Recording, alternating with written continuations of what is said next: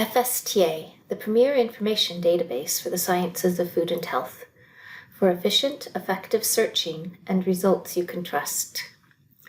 Using basic search is straightforward. When you search, the default here is topic. This means that you are searching title, abstract, and descriptor fields in each record in the database. Doing a topic search works well with truncation, which is when you type part of a word followed with no spaces by an asterisk, which will mean that you get back any results that have the letters you typed followed by any other letters, and sometimes by nothing if that's possible from the way you truncated. You can also truncate the beginning of a word. So, if we are searching for information about toxins in the coffee brewing process, we could start our search with typing asterisk, toxy, asterisk. This will bring back results for toxin, aflatoxin, ochratoxins, toxic, toxicity, genotoxicity, toxigenic, and many other words containing toxy. Let's add another row for our next concept, brewing. We can truncate the end of brew, but let's also add other words that are used to describe the process of brewing coffee. Steep or infuse.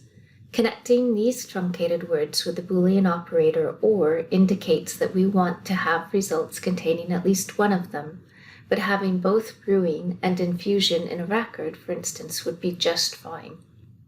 Now we will add one more row for our final concept, coffee.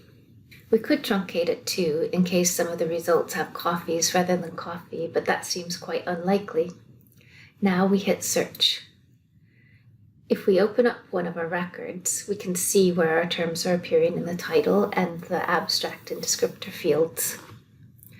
When we go back to our results list, we will find our filters. Filters appear on the left side of the screen, and sorting options are at the top. Both can be useful. If we were looking for patents, for instance, or review articles, we could refine for either here. We can also filter by languages, or publication titles, or open access status. We find sorting options at the top of the page. The default display is relevance, which is based on the number of times and where our terms appear in the record. But we can also sort by date published, or use times cited to find articles that have been widely cited by other researchers. Bear in mind that something published recently won't have had time to be cited by others yet. It's worth exploring these options to think about what can help you find the information you need.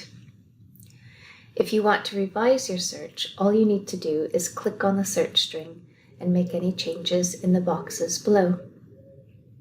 If you combine using basic search with the power of using the FSTA thesaurus, you can have the strongest level of confidence that you are doing a comprehensive and systematic search.